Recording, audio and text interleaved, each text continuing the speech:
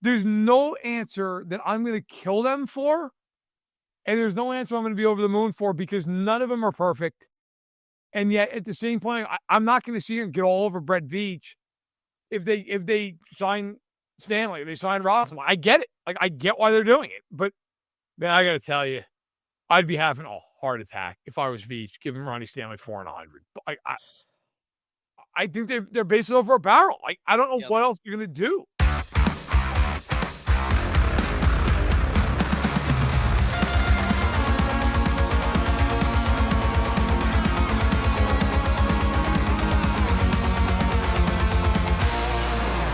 It's That Football Show here on KC Sports Network. Tucker Franklin hanging out with Matt Verderame as we do the second show of the week. And look, Matt, good time of year that we picked to do second show of the week because there's been a lot of stuff that's happened since the last time we recorded.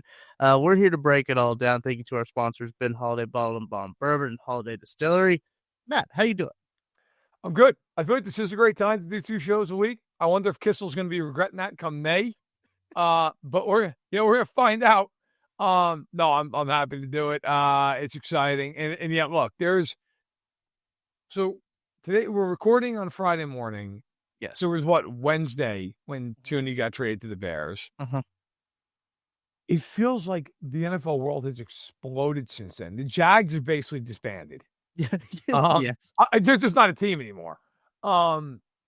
Mitch Morse, old face, old friend, retired. Shout out to Mitch Morse. Yeah, resume, Chiefs guy. I know that every team that he plays for, they love him. 10 years. Not a bad career, man. 10 years in the NFL. Get you pension.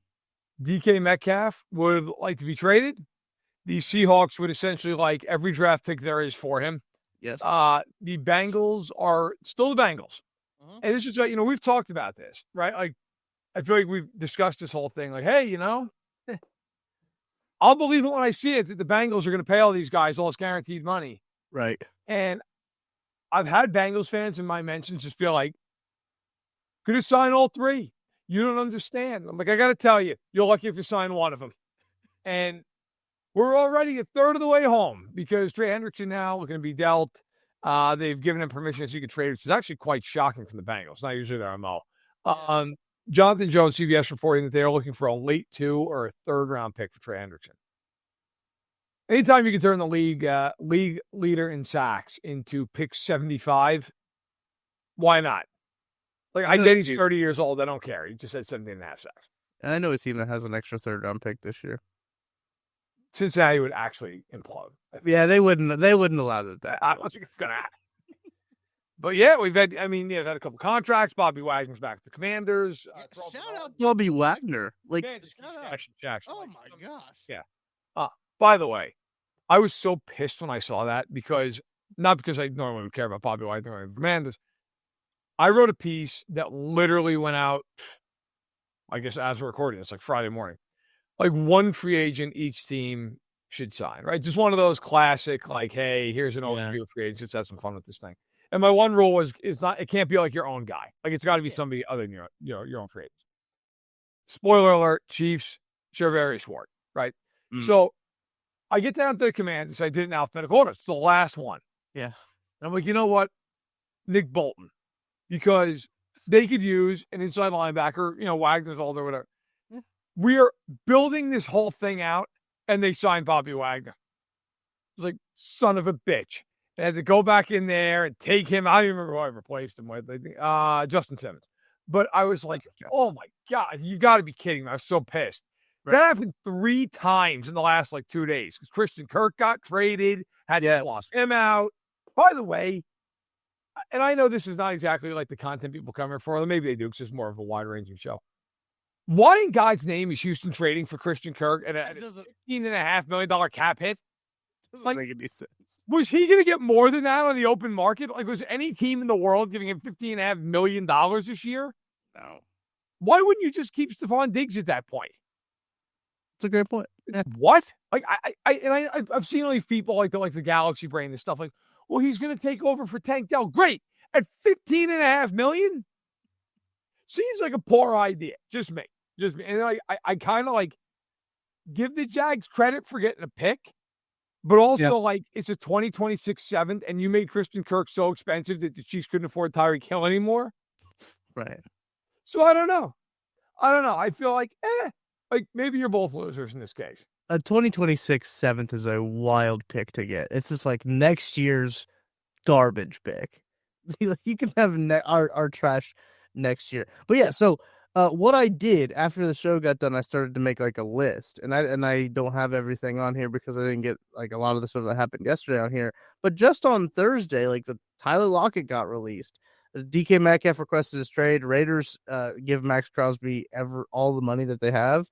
Alex Kappa also was going to the Raiders. Zach Bond signed a massive deal, which Nick Bolton shouldn't get anywhere near. And the Chargers released Joey Bosa was also a huge one. About that, yes.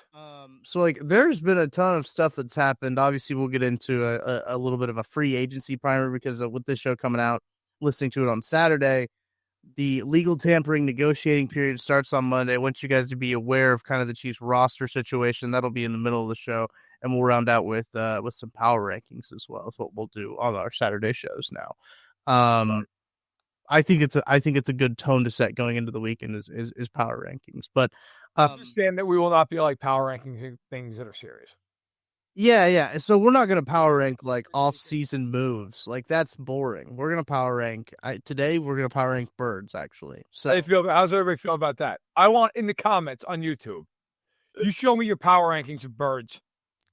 Let's do it. Show me that you stuck around for the whole show and you're not a quitter. It's a great point. I think that we should haze people into staying for the full show. Or shame you into being around when we talk about Bob Whites, okay? Yeah. Just switch we get to the tufted titmouse. Then we'll be cooking. An aggressive bird. It is. It really is. Okay. Let's dive into kind of what you thought the most interesting storyline coming out was. Obviously, DK Metcalf has requested a trade, and Nate Taylor says that the Chiefs could be interested in pursuing DK Metcalf. That's interesting with a bunch of the other roster construction issues that they have, which we'll get to later. Jags releasing Evan Ingram. That all happened on Friday. The Bobby Wagner re-signing. There was a couple of contracts signed before we hopped on the podcast, a couple of linebacker contracts that were signed before we hopped on to record this podcast. What's been kind of the most interesting thing to you since the last time we talked? Two things. One that's legitimate and one that is, it's legitimate, but it's hilarious. We'll get to that one secondly. One is the Metcalf trade, right? Or the possibility of Metcalf trade. Seems like that'll happen. If I'm Seattle, I want that done sooner rather than later. I want the cap space, and I want to know the picks that I'm getting.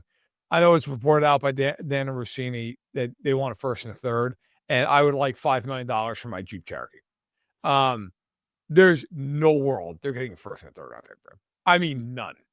If a team gives up a first and third round pick for DK Metcalf and then gives him a 4-year, $120 million extension that starts at age 29, everyone involved should be fired. I think you're probably looking at a second round pick.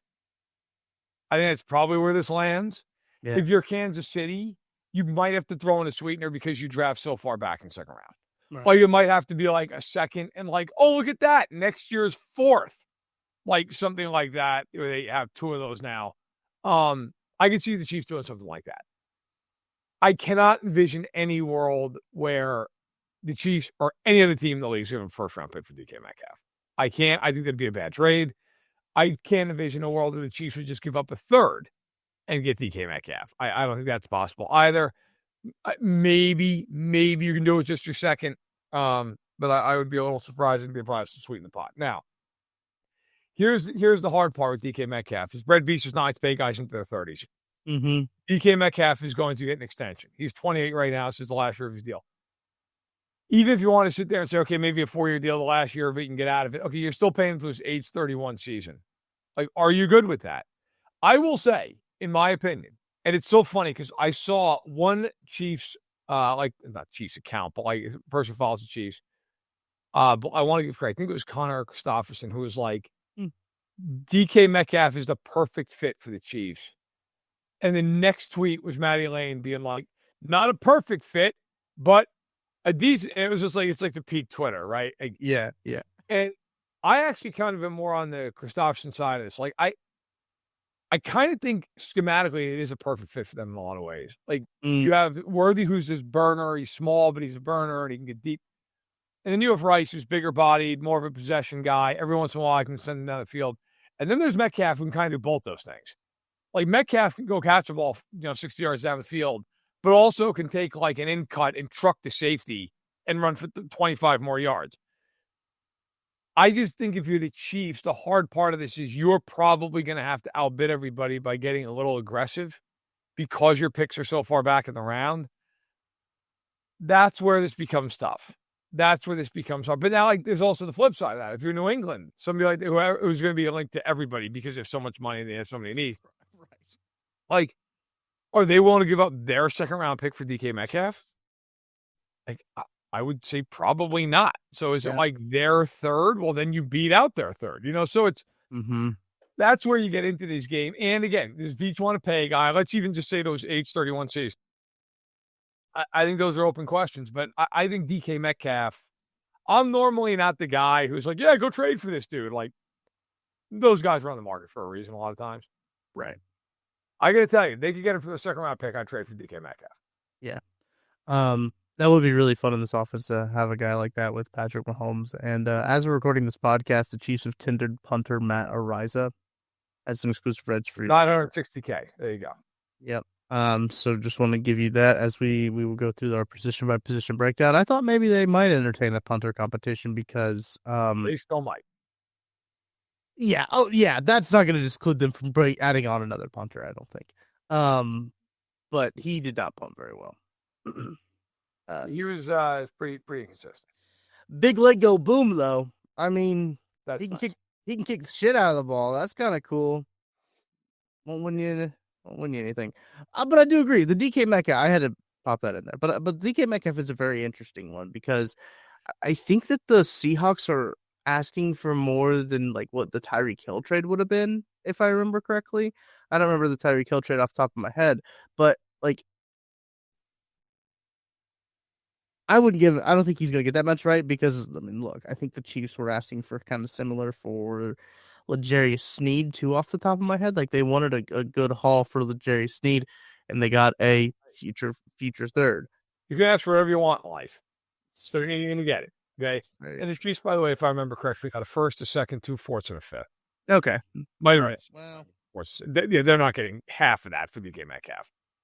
That's probably... Well, I don't think people understand, like, Tyreek Hill is literally a generational player. Yeah. Which makes what the Chiefs did after trading Tyreek Hill so insane. They traded him, and they've never not gone to the Super Bowl since then. They were just like, that's fine, and then just got rid of him. And like, didn't replace him with a great player. No. Replaced him with, like, Juju Smith-Schuster and Kadarius Toney, and then we were like, that's cool. Just win 2 Super Bowls, get to a third one, it's fine. Sky Moore erasure. We still on the team. Still is on the team. Awesome.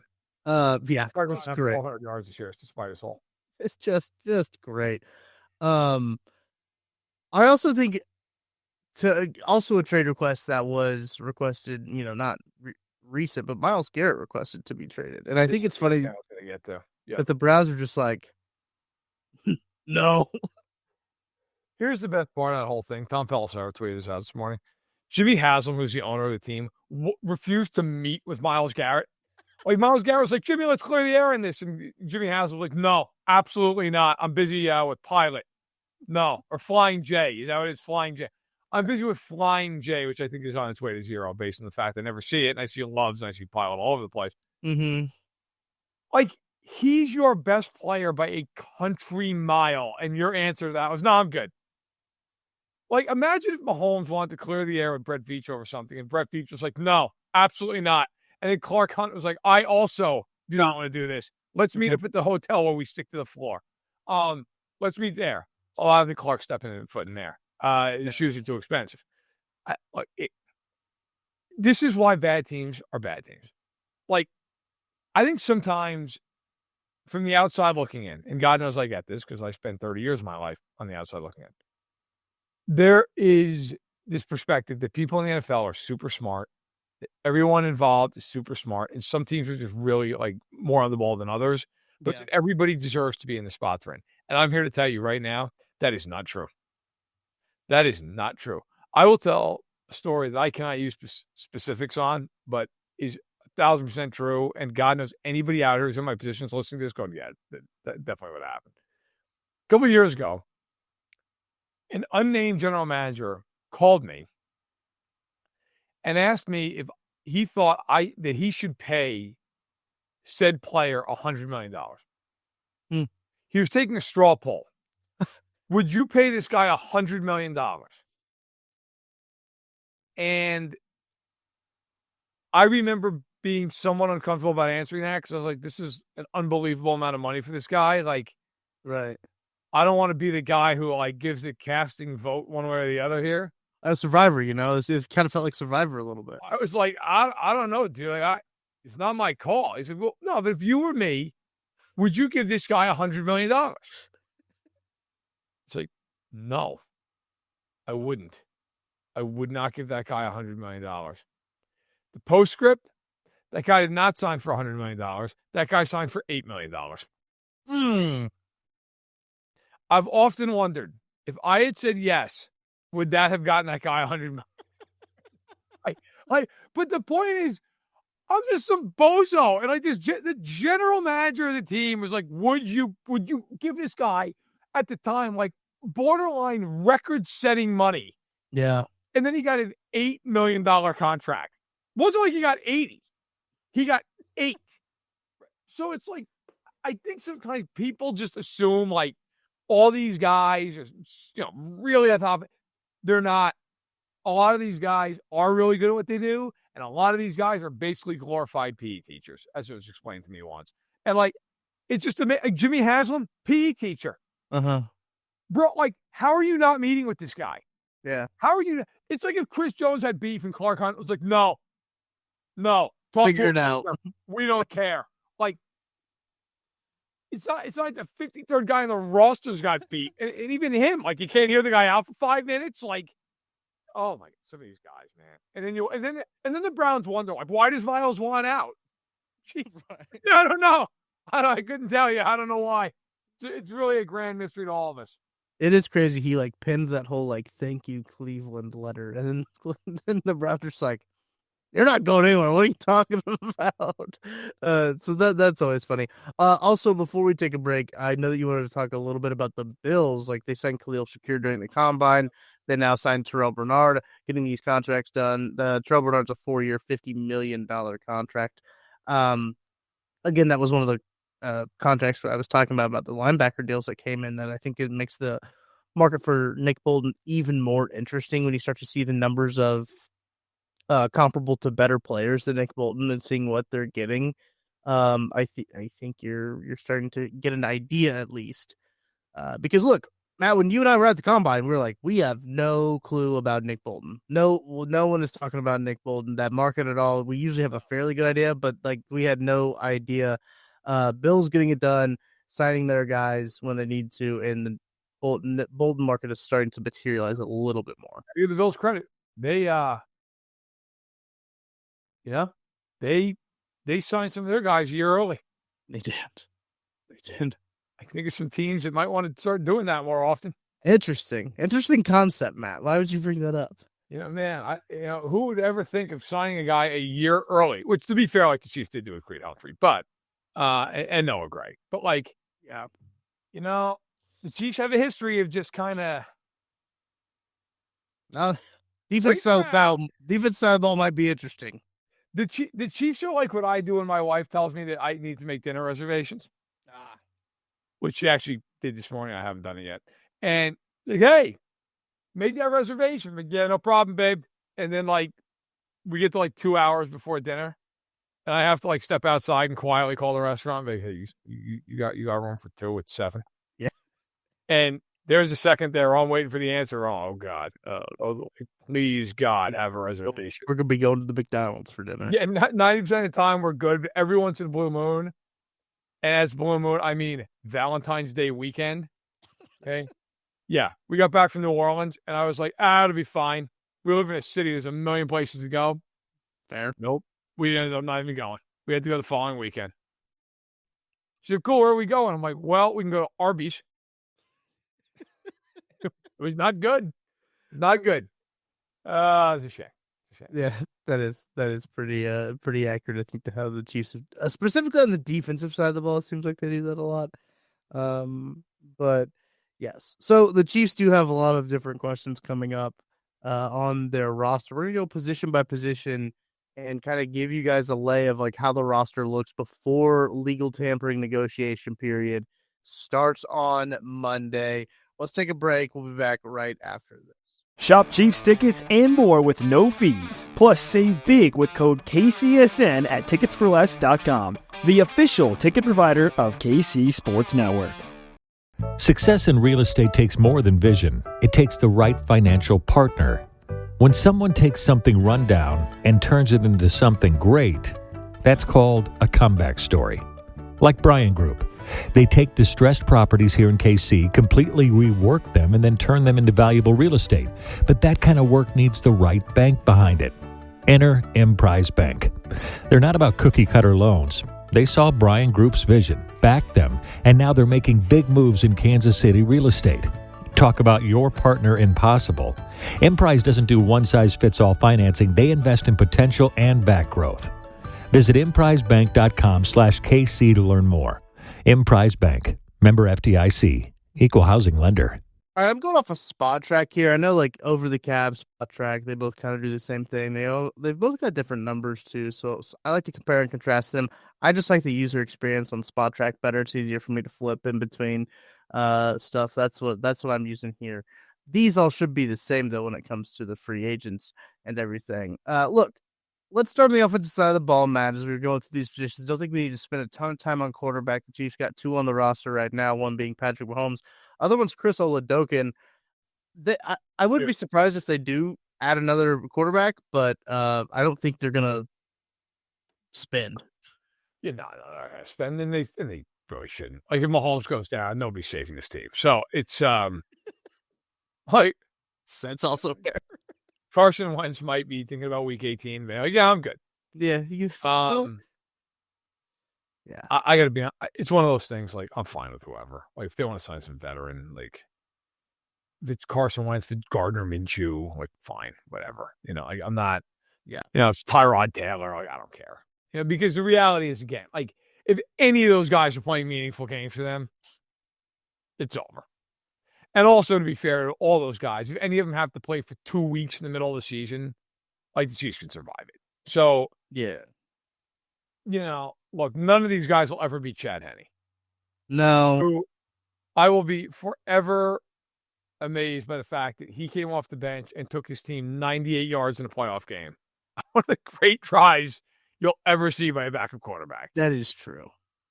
I remember watching that game as that was happening and saying to my father, this game's over. Like, Mahomes is out of the game, and the Jags just let them go 98 yards. This game is done. There's no way Jacksonville's winning. Who knew? That would turn out to be the high point of Jacksonville's tenure with Doug Peterson. Wow, I forgot that they played the Jags in that game. They were in the divisional round, and there were real human beings who were like, this could be frisky. And, like, Jacksonville was, like, fine. They never really threatened to win the game. Like, they were there. They were fine. And they have not even sniffed respectability since then. No, gosh. Not at all. And then James Gladstone, who's, like, 20 years old, is a new GM and came in and just got rid of everyone. Yeah, I love blame it, but, like, he got rid of everyone. I think their head coach and GM are, like, 39 and 32. Awesome. It's so cool. Anytime you can put a bunch of guys in a position they've never been in together, it's a good time. Yeah. It's interesting. Anyway, we want to talk about the Jags, but yeah. No, I don't want to talk about the Jags. They are doing a fire sale. Jameis Winston, that's a fun name. That for a quarterback. God, I'd love that. If anyone listening to this podcast doesn't know, like, I just have an affection for Jameis Winston. I would almost want Jameis to play one game for them, like, just to see what an offense, like, we always talk about them being more aggressive and, like, having a devil-may-care attitude. Just one game of that would be just fascinating. Yeah. Like, bring them in when they're blowing somebody out. It's like, Jameis, don't worry about it. Let it rip. Just rip it, baby. Like I'd love to see what like that would look like. There would be moments I'd rip my hair out of my head, whatever the hell's left it. But it would be worth watching Jameis throw a 70-yard just laser beam to Worthy. It's like double coverage. Who cares? Rip it. Like, all for it. Looking at running back, they only have 3 running backs under contract right now, which is a wildly low number. Only one that's taking a lot of meaningful snaps with Isaiah Pacheco. Keontae Ingram and Carson Steele are also both on the roster as well. Carson Steele struggles to hold on to the football. Keontae Ingram struggles to hold on to a roster spot. What do you think the Chiefs kind of do at this running back position here as we look at the free agents? Aaron Jones out there, Raheem Mostert, Jamal Williams was recently released, Najee Harris, Jeff Wilson. Like there's some names out there. I don't know if necessarily the Chiefs will be in the market for a running back because this running back draft class is so good. They could probably get one in around the mid to late rounds and be okay. Thoughts on the running back room as we head into free agency? I wouldn't sign any of these guys because I would just draft one.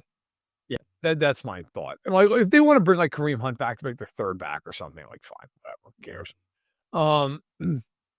I would draft the running back, and that guy would split time with Pacheco unless he proves he's just flat out better right out of the gate than he just play. I'd probably be targeting like day 2, real early day 3. Excuse me, some dying. The only guy I would sign out of that group that you mentioned is Aaron Jones. He can really play. And I've interviewed Aaron Jones a handful of times, and I will tell you that there's nobody in the NFL I've ever enjoyed talking to more, just from a thoughtful standpoint. All the rest of it, like I'd sign him not because of that. Although I do think he's a great guy in the room. I mean, he ran for 1,100 yards last year, 5 touchdowns with 4.5 yards to carry. He also caught 51 passes. Like, if they're gonna sign it back, that's the guy I would sign. Yeah. I don't give a damn if he's 30 years old. I don't care. That's who I would sign. Javonte Williams is an interesting name just because he's so young. He's almost 25. He'll be 25 next year, but there's a reason he's 25 and not on a team. Like usually, sometimes, a lot of times, these guys, that's what you gotta think about. J.K. Dobbins is an interesting one as well. He's got a huge injury history though, as well. But there are some names out there for running backs. I do think that it'll be interesting to watch the running back market specifically after how well Saquon Barkley and how well all of these kind of reclaimed, I'll say in air quotes, running back projects were last year and how well they did this coming year, and kind of the shift in the NFL philosophy for running backs. It's going to be interesting to see how guys like Jones and Mostert and Williams and Najee Harris, Nick Chubb, even J.K. Dobbins get paid. And they might just get paid because of needing running backs, which, I mean, and the Chiefs are in a situation where they do need running backs, but they need, again, cheap running backs. They don't really want to spend a lot of money at that position.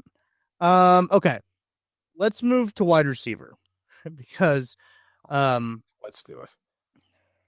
Not a great situation. Xavier Worthy, Sky Moore, Rashee Rice, Nico Remigio are your active roster guys. They also have Tyquan Thornton on a futures deal, Jason Brownlee, and you guessed it, Justin Ross, still on the team for like 10 years. He's like every year I get like the training camp. Like, you think he's gonna break out this year? No, actually, I don't think so. I think that ship might have sailed. But they're in a situation where they are going to need some wide receivers who play football to be on their team. Looking at the free agent market, Devontae Adams, Stephon Diggs, Keenan Allen, Amari Cooper, Chris Godwin, Brandon Cooks, Deontay Johnson, Tyler Lockett's an interesting one, DeAndre Hopkins, Mike Williams, Bobby Trees, Hollywood Brown, just to name a few options that are out there. Like, look, I obviously think that, like, Adams, he's never going to come to Kansas City. I'll say that. He's never going to come. He wants to be on the West Coast, or out with Rodgers. Correct. Stephon Diggs, you and I talked about Stephon Diggs. I don't know if that happens. I haven't really heard any mumblings about Stephon Diggs doing any of that, which is very interesting. Chris Godwin, I think everyone anticipates him to return to Tampa Bay. I think that seems like it's a pretty solid assumption is that he will be back there. Deontay Johnson might be a head case. Mike. I'm Guys, just you're on protecting record myself with by me? saying might. Yeah, Oh my that's God. all. There's only 4 teams in a calendar year. Tyler Lockett is an interesting one as well as a wide receiver 3, cheap wide receiver 3. But any of those names stick out to you on the wide receiver free agent market? Godwin shook loose him. Chris Godwin shook loose him. By the way, as you were saying that, I saw a report from Mike Girardi of NFL Network. It was like, if Godwin gets out of Tampa, watch New England. It's like, yeah, watch New England for everybody. They got $120 million of cap. Watch New England for me. Okay? Like, yes. New England's in on every single guy. I just understand that. All guys will probably cut in 2 years because they're not good. Look, Godwin is a guy had a really nasty ankle injury last year, dislocated. He just turned 29 like a week and a half ago. In 7 games last year, he had 576 yards. Okay, he can still play. The rest of those guys, like Diggs on a 1 year, I could hear that. Like I could hear Stephon Diggs on a 1 year deal. I don't hate that, depending on what the number is.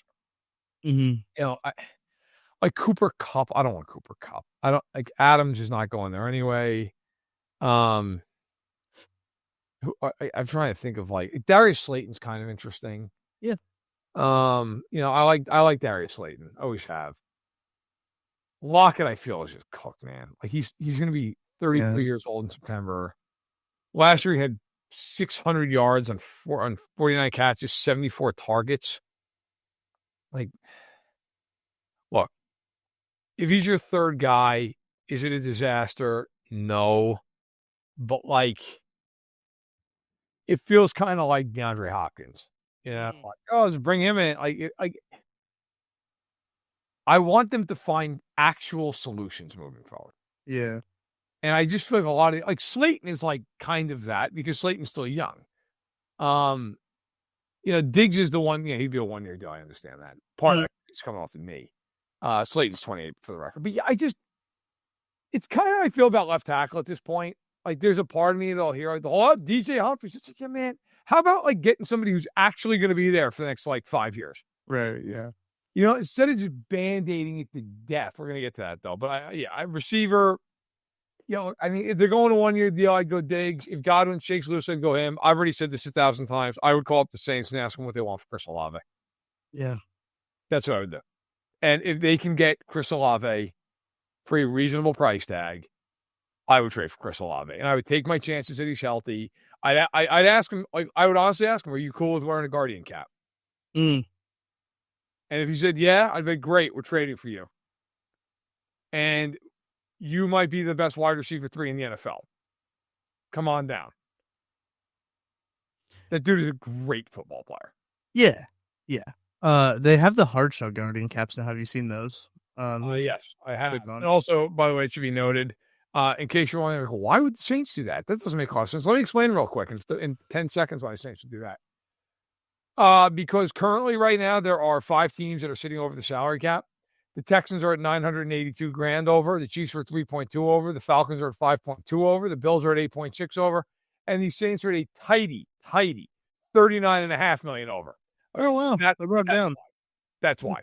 Because they have basically just destroyed themselves from the inside. It's been great. That numbers came down. There was like 80 at one point, so we're making progress. Yeah, it's going in the right direction. Okay, sorry, I just was looking at a Schefter tweet. That means nothing. The Chiefs have placed the exclusive rights tender on guard Mike Caliendo, by the way, per Jeremy Fowler. Good deal. Good deal. Figured that one out. Left guard figured out. I'm joking. Okay, let's get to the tight ends. I think it's pretty straightforward. Kelsey, Noah Gray, Jared Wiley. They have Frisker and Baylor Cup on there. They're not going to be looking at any tight ends. It would be interesting in the draft if they look at a tight end, though, because it's a pretty decent tight end class. It is. I'm with you, though. Like, they deal with an ancillary guy, I think. Yeah. Okay. Yep. The offensive line. This is where it gets a little bit interesting with the offensive line. And look, we've kind of talked ad nauseum, I feel like, about the offensive line ever since we saw what happened in the Super Bowl. They got Jawan Taylor under contract. Trey Smith currently has a $23.4 million cap hit. Creed Humphrey has a $10 million cap hit this next year. Wanya Morris is actually their fourth highest paid offensive lineman. Can you believe that, Matt? According to Spot Track, just ahead of Kingsley Suamataia, who is presumably the left guard of the future. They also have Hunter Norzad, CJ Hansen, a couple of draft picks from last year on the roster, with Ethan Driscoll, massive human being, and Chew Godric also on the roster.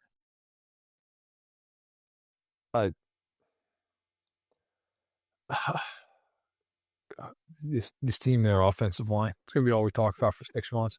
It will be, yeah.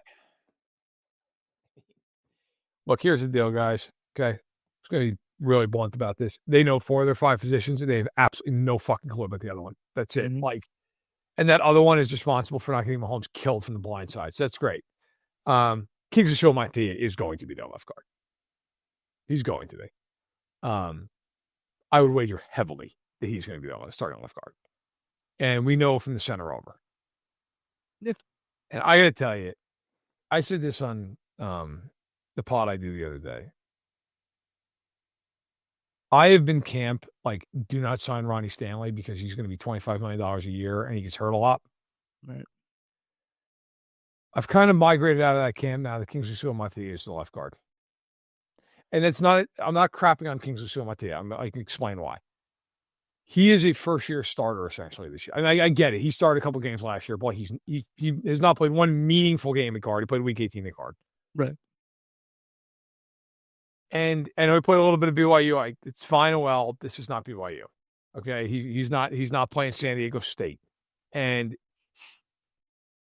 I cannot picture the Chiefs saying, you know what we're going to do? Have a rookie left tackle next to Kingsley Suamataia week 1. Right. I just can't.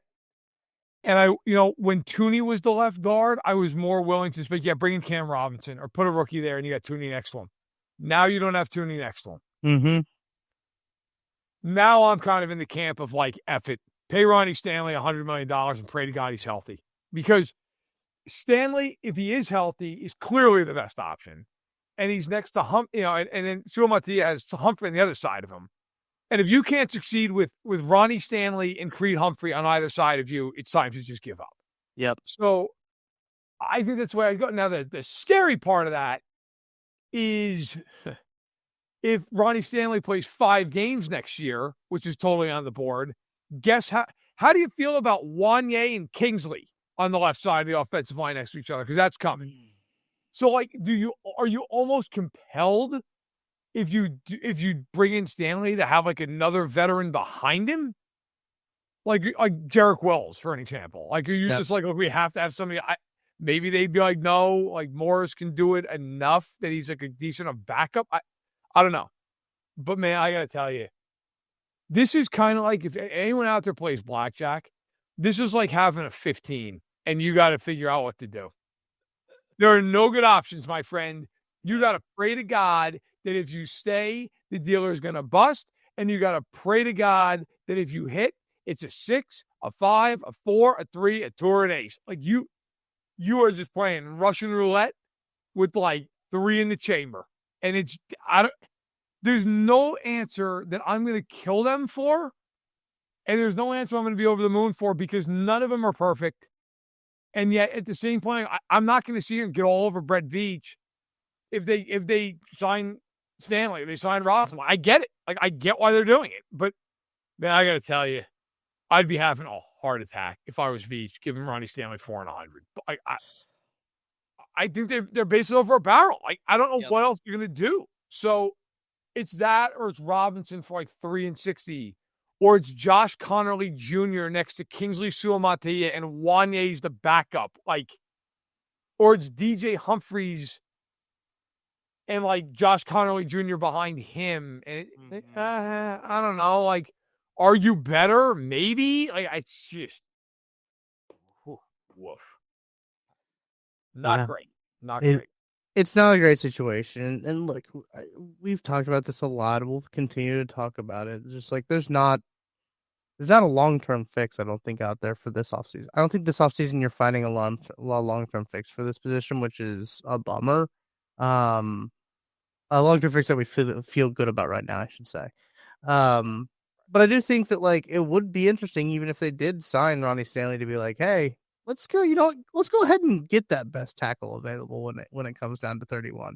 If they also do that as well, I think it kind of tells you where their mindset is with offensive line. Look, we'll be talking about the offensive line for a lot more, and I'm sure everyone listening to this podcast is already aware of that offensive line situation. So we don't want to like completely bog you guys down. But what I don't think we just talked about a lot, Matt, is their defensive line situation is not much better. It arguably could be worse. They got Chris Jones under contract, Mike Dana, George Karlaftis, Felix Anudike-Uzomah. Then they have B.J. Thompson, Sikiaka, and Fabian Levitt. That's all of their defensive linemen as a total. That's including edges. So, yeah. Yeah, I would think Noddy's probably gone. I mean, Pinnell, like, I don't know, probably gone. I mean, at some point you've got to get younger and you've got to get more athletic and all that. And I think they'll sign one of Wharton and Menahu. I mean, that's my guess. I kind of lean toward Wharton. Also, Charles Menahu is like publicly negotiating against himself yesterday on Twitter. I'm not sure what was going on. It was fascinating. Get off Twitter, guys. Get off Twitter. Look, I think, the one thing I was actually pouring over is like, is there a world here where FAU gets more run next year? He might have to. He actually kind of oddly, if you look at his numbers, had a halfway decent season for the amount of times he played. He played 30 snaps and had 2.5 sacks and 6 quarterback hits, which is more productive than Mike Dana was playing 60% of the snaps. Yeah. Like, I almost wonder if you said, look, I'm not even saying FAU is a star. I think at this point that goose is cooked. I don't know that you're ever going to be, that guy's a starting edge player. But could he be a guy that if you played him half the snaps, gets 6 sacks, 7 sacks? If he can, that's a reasonable player. It's not a great player. You're not thrilled to death to pick him 32 overall, but that guy sticks around in the NFL. That guy's in the league, So, I wonder if they go forward next year and they're like, look, let Charles Menahu walk, get an edge rusher in the draft. Day 2 type guy. Okay, so now you've got Karlaftis, FAU, Dana, and that rookie. That's kind of your 4-man outside rotation, plus, of course, Jones on third down. And then you've got Jones inside. And if you bring back Wharton, you've got Wharton inside.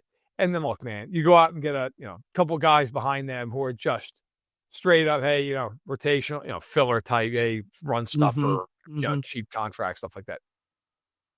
I think for the Chiefs, that's fine. That's fine. Especially if you hit on the draft pick. So it just can't be Breeland Speaks. Remains one of the worst picks I've ever seen in my life. It can't be that guy. But, I think that's probably a route. And maybe, too, look, is there, depending on the way they manipulate the money in free agency, would you give a 1-year deal to Hassan Reddick? Yeah. There's definitely guys out there. Stuff like that. I mean, you could do that. Yeah. It's a better situation on the defensive line in terms of guys out there than it is the offensive line. Much better. Yes. The guy who's probably going to lead the market's going to be Draymond Jones, DeMarcus Lawrence, Sheldon Rankins is out there, Josh Sweat, BJ Hill. Josh Sweat played incredible in the Super Bowl, but yes, he did. BJ Hill would be an interesting one, I think, especially on the interior, because they do need some more defensive tackles. I think that he would be fun. Chase Young might be cooked, just with everything that he's got going on with his neck, right? Is that what the injury he had was? I'm trying to remember. The only Chase Young, he had 20-some-odd quarterback hits last year. 5.5. Oh, interesting. I mean, what about Azeez Ojulari, the Giants? I think that's, yeah. Got 22 sacks over his rookie deal and played on a team that never defended the pass because they're always losing. They definitely have options. I really do think that Omenihu going back is not the end of the. I know that he was, as you mentioned, negotiating against himself on Twitter. This is quite a thread he had going on there. Yep. Yeah, he was going on. Tershawn Morton back wouldn't kill me, I don't think. But like they've got to add some bodies to that defensive line room, and I wouldn't be shocked if that's the draft though, because this is a good defensive line class in terms of tackles and edges. That might be okay. Let's sign a guy. Let's draft a couple guys, type of deal. In that situation, so you might not see a lot of that movement there. But the linebacker room, obviously, there's a big one that's out there. Nick Bolton being the free agent, but right now under contract, they've got Drew Tranquil, Leo Chanel. Sean Bradley, Blake Lynch, and Cam Jones are on futures deals. The Blake Lynch deal came out what was that, about a week ago now, I feel like, at the beginning of this week. But I mean, the linebackers to me are super easy. Look, either Bolton comes back and it basically stays the same, or Bolton's gone and they bring in a cheap replacement, and they let Tranquil and Chanel play. Like, I can't imagine a world where they let Bolton walk and then they sign some guy to like $15 million a year, a linebacker. There's no reason for that. The only guy that's kind of interesting out there is Robert Spillane. I think he's probably a better player than Nick Bolton is. At the same point, like, would they pay Spillane, not Bolton? My guess is at that point they would just pay Bolton. Devin Bush is a free agent. He's 26. Lovely. I would pay Willie Gay to come back. Yeah. I feel about 1 year and like $3 million, Willie, because could use you. I would just love to see that linebacking core. That would be the fastest, most athletic linebacking core team's had since like Bobby Bell was on the team. That the amount of frustrating coverage busts that linebacker core would also have too would be just like, what the hell are we doing? But then also at the same time, might as well be fast while we're doing it. Yeah, it's all look good.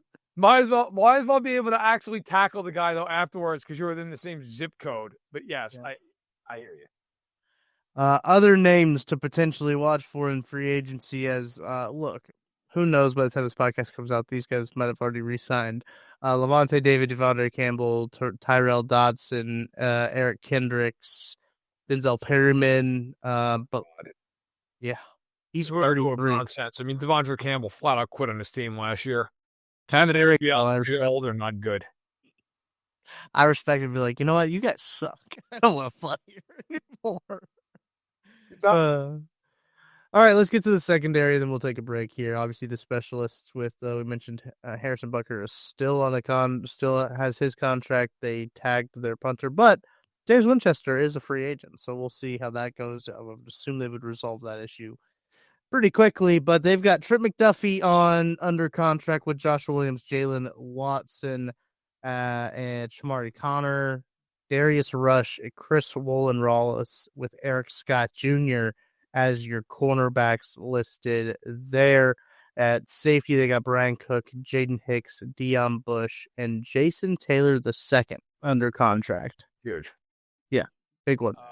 Yeah, I mean, I think I were pretty much looking at safety as like, what are they going to do with Justin Reed? If Justin Reed walks, it's going to be Hicks, and it's going to be Cook, and it's going to be Connor. Right? I mean, they're just going to backfill. I think that the sneaky need on this team that really I feel like nobody's talking about is corner. They need a corner. I got to tell you, if I were Brett Veach, I was looking at that defense, trying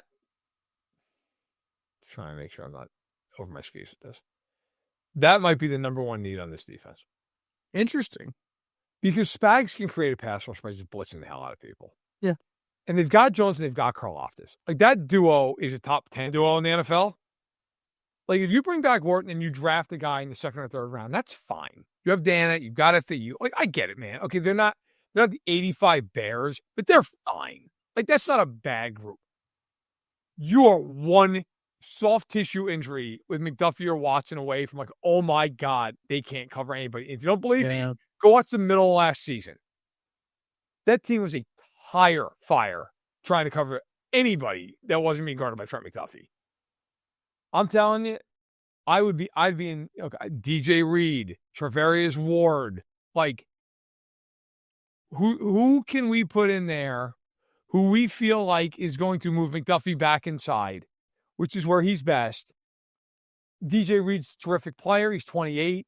Travarius Ward is an excellent player who they tried to re-sign and lost out to with the Niners, but like knows the defense. He's a damn good football player. Like, to me, that is a sneaky need Byron Murphy Jr. Although I think Murphy, the only thing with him is I think he's better in the slot, and like that would leave me tough outside, which maybe they're okay with that. I don't know. I think they'd rather put him inside. You cannot go into next year with Joshua Williams and Najee Johnson is like fighting for corner 3. I'm sorry. Like, they don't even play Joshua Williams. They're terrified of playing him. And Najee Johnson, they should be terrified of playing. So, like, you need another. Now, look, maybe they draft a guy. Fine, whatever. Like, they need to figure out corner. That is far from a good situation right now. That's what I was going to mention. That Savon Revel, a guy out of Eastern Carolina, was a guy that heading into this college football season, a lot of people anticipated him to be corner 1, but he suffered an injury, obviously, that caused him to slide down boards. He could be there at 31.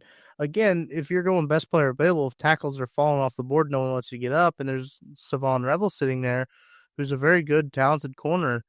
Maybe you think about taking a pick there. Maybe you think about taking a pick at a corner, because really, I think at 31, the Chiefs should just take the best football player there. I know that's breaking news, Matt. To be good at football, you need good football players.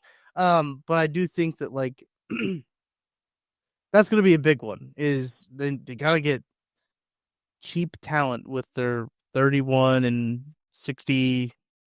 Is that what it would be? Yes. 31, 63, 66. With those picks, they got to get cheap talent, and they got to get production from those 3 picks, I think, for this year. They don't have to be all the drafts don't have to be 2022 drafts, but it'd be nice if they weren't 2018s or what was the year it was in Kansas City? 22? 22. No. Yeah. No, 23. 3, yeah. They don't have to be those. Somewhere in between those of 2022 or 2021 and 2020. 2022, and you get the point. All right, let's take a break. When we get back on the other side, we're going to tidy up the show and power rank our favorite birds. We'll be back after this. Thanks for listening to KC Sports Network. Make sure you download our new app. Find it on the App Store or Google Play. Just search KC Sports Network. Entertain, educate, inform. KC Sports Network. We appreciate you guys sticking through that break. You could have just very well left knowing that we were going to power rank birds, but you're here now.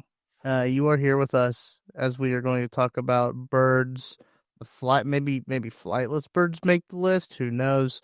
But Matt, Josh, power rankings had started with Josh and I on Almost Entirely Sports, his show that was on 810, the now defunct show on 810. When I was an intern there, I started power ranking. I was like, what if we just power rank nonsense things? And Josh was obviously like, yeah, that's awesome. Let's just do that. So the way that it goes is that we'll just like draft them basically. Okay. I'll give you the first pick. We go 5-1. So we're gonna go 5-1. First bird that you like to take at number 5. My entire power rankings is going to try to be doing this off of hilarious names and/or birds that just make me laugh. Perfect. So anyone out there who's like super patriotic, who's like, not the bald eagle, like the bald eagle's awesome. Okay, the bald eagle doesn't belong anywhere near this power ranking. Cool. I feel like the turkey is a hilarious bird. It is. There's a lot in the neighborhood. You could be driving 50 miles an hour in one of those suckers, and they just look at you like, yeah, do it. I got no reason to live. I know it's coming in November. Like, oh yeah. The turkey. Also, some people think they can't fly. They can fly. Like, they can take off, and when they do, it's a sight to see because they're huge. Mm-hmm. So number 5, give me a good old fashioned turkey, both hilarious and tasty. I had a turkey fly into the side of my car one time. I was going 60 miles an hour, and I saw the turkey is like in the other shoulder, right? And I was like, oh, I'm good. Like, cruise is on. I'll be able to fly right by that turkey. And then it started walking towards my car, and I was like, all right, that's an interesting choice from this turkey here. And then it just took off right into the side of my car. I was like, what are we doing? You were fine. You did this to yourself. You could have just enjoyed the afternoon, sir. Yeah. Insane. All right. My number 5. I'm going to start off with a good old chicken. I think chicken is very tasty. Yes, hilarious and tasty. I'm going to go number 5 at chicken. Very versatile in terms of the eating abilities. Also, I saw a video on TikTok the other day of someone who just had like a rooster in their house, and it was like waking them up. That wild, by the way. Roosters putting the question. Roosters are crazy. They just look wild. Shout out to Pleasant Hill, Missouri. I lived in Pleasant Hill for a stretch of time in my life. We'll get there, Matt. Their mascot is the Roosters. They're the Pleasant Hill Roosters. An incredible name. They used to their women's sports teams or girls' sports teams used to be the Chicks, which I thought that was awesome too. I always love it when like sports teams have like two mascots for like this is the dude's mascot, this is the girls' version of the mascot. Central Missouri is the Mules, right? But obviously mules are male. Yeah. So they're Jennies at Central Missouri. They're the Mules and the Jennies. I think that's good. Chicken number 5 for me. Okay. Number 4 for me, I'm going with the Dick Sissel. Yeah, well, that's a strong name. The Dick Sissel, a hilarious bird.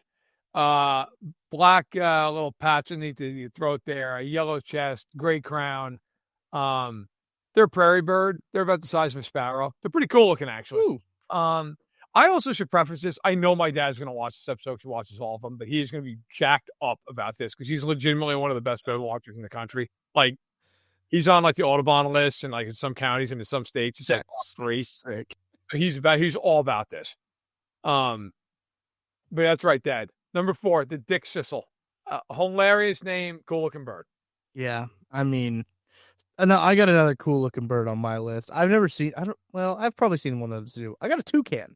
The toucan, cool looking bird, huge beak. I always think of Fruit Loops when I see it. But yeah, the toucan, strong bird. I don't know how it tastes. I don't know if people eat those. They probably have in the world. But toucan at number 4. Not as cool of a name as a Dick Sissel, but I'll take the toucan at 4. All right. So I know my top 2 are going to be. I've debated this one because I feel like somebody's going to like purport me to Sports Illustrated, but it is actually the name of a bird. And it is an Indonesian, Malaysian, and I don't know, is it Thailandic bird? The fluffy-backed tit babbler. 3. You know what? It is a real name of a bird. So, don't get mad at me. Also, very cool-looking bird, actually. Like, kind of red head on the top there, blue around the eye. Another bird probably sounds like a warbler. Pretty cool-looking, actually. Pretty cool. You're not going to see it in the United States, from what I gather. But pretty cool.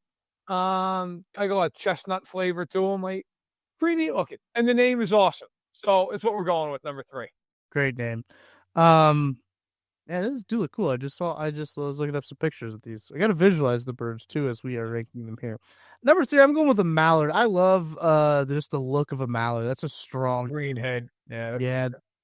I do like. I also think it's funny in the I guess it would be the animal kingdom world, how the males are always way more colorful than the females. Yeah. Birds specifically are like this. That's just usually not like how it is with like humans either. Which I find is kind of funny. Mallard is like, when I think of a duck, I think of a mallard. Like that's the duck that I think of. I think it's a very strong duck. It's a very strong it's a good brand signal for ducks, I will say. And that's who you want leading your marketing, I think, is the mallards. Number 2, man, I'm going with the great blue heron. Like, those things are both terrifying and awesome. Yeah, they are. We have a little place up in Wisconsin, and they love to just like chill out on our dock or like right on the coast. And if you do not know that it's right next to you, and you're just in the kayak going by, and all of a sudden you look up, and that thing has like 4-foot long legs, and it's just chilling with a huge beak, just waiting for a fish to go by. And you're like, yeah. All right, hopefully it doesn't attack me, because if it does, somebody's going to get a pretty good show here. I am going to take my kayak paddle and go to war. But great blue heron, cool bird, big bird. Shout out big bird, by the way, honorable mention. But great blue heron, number 2 for me. That's a strong one. Kind of in the same vein as a heron, though, I have on my list is a pelican. Pelicans are pretty big. I do think that it's very funny that they named a whole basketball team after them. And my lasting thoughts of pelicans are just from Finding Nemo. He really did help out them in Finding Nemo. I thought that was pretty good. So pelican is my number 2. All right, we're on to number 1s now. Number 1 overall pick, Matt. What do you got? This bolt actually is legitimate for me, and it's funny. As a kid, I just always loved penguins. Don't have a reason. Yeah. Oh, they were cool. Flightless bird.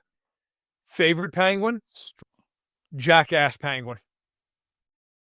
I didn't know those were real. I gotta Google That's it. a real thing. It's also known as an African penguin. But when I was a kid, it was legitimately just known as a jackass penguin.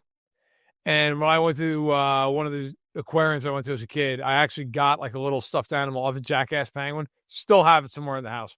I think Maisie has it now. But yeah. Oh yeah. Jackass penguin, number one with a bullet. That's incredible. Hey, they do. They're strong animals. Penguins are. My favorite penguin is Mario Lemieux, actually. It's a talented penguin. That's a very good one. My number one's got to be boobies. I mean, they are just.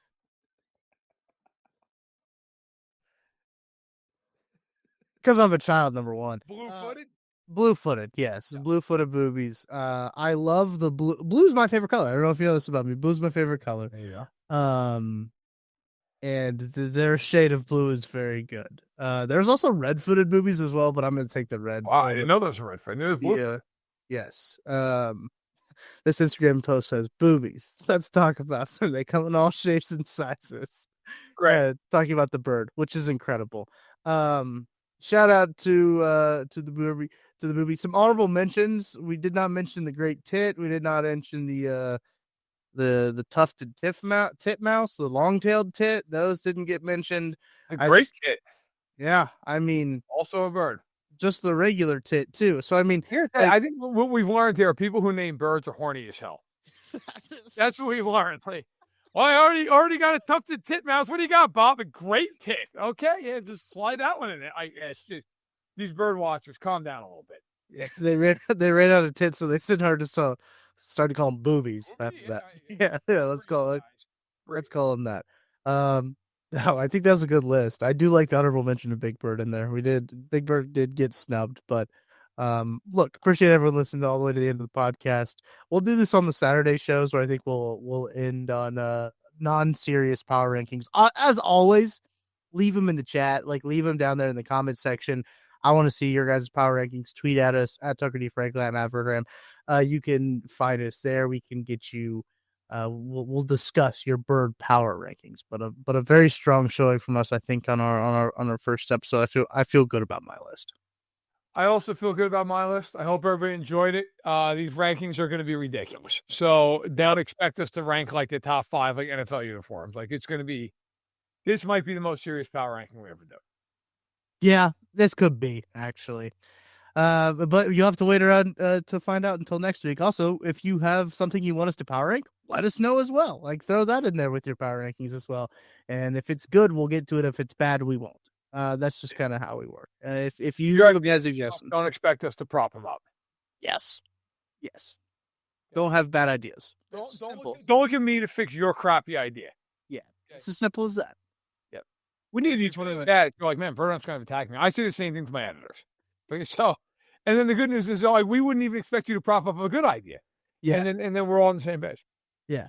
Next time Matt and I do 21 questions on KCSN, if people ask us bad questions, we're just like, that's a bad question. We're not answering that. Understand that you're not just getting off without shave. Okay. If you're like, I took a shot, but yeah, you know what? The shot sucked. And guess what? You're going to get flamed now in front of how many thousands of people watch the show. Yep. That actually would be a great bit, is like a thing I could do as a writer, just do a mailbag. Yes. Some just hammer that person for 100 words. It's like when Wendy's, we actually talked about this, when Wendy's used to run their Twitter account, it was a roast Comedy Central situation. Uh-huh. Somebody would roast me Wendy's, and they just get absolutely annihilated by Wendy's on Twitter. I don't know how embarrassing you have to be to ask to be roasted by Wendy's. Yeah. But it is hilarious. Very good. You can get asked to be roasted by us too, I guess. That's true. If you want. We'll do it for free. All right, that's going to do it for this the second episode of That Football, the Saturday edition of That Football Show. We'll be back on Wednesday to give you more of what's going on. That's the League New Year. That's the League New Year that we'll be recording that podcast. So usually the way that everything works, you usually know everything by Monday, Tuesday, and Wednesdays, wave 2 of free agency type of deal. So we probably we'll know a good amount of what the Chiefs have done or will do or what they're planning to do by the time we record next. So that is exciting. For Matt Verderame, I'm Tucker Franklin. Thank you to our partners, Ben Holiday Bottle and Bond Bourbon, Holiday Distillery, wonderful people up in Weston, Missouri. Go check them out if you are in the Kansas City area. Weston is a beautiful town, and Holiday Distillery just adds to the beauty as well. So that's going to do it for us. We'll see you back here on Wednesday on That Football Show.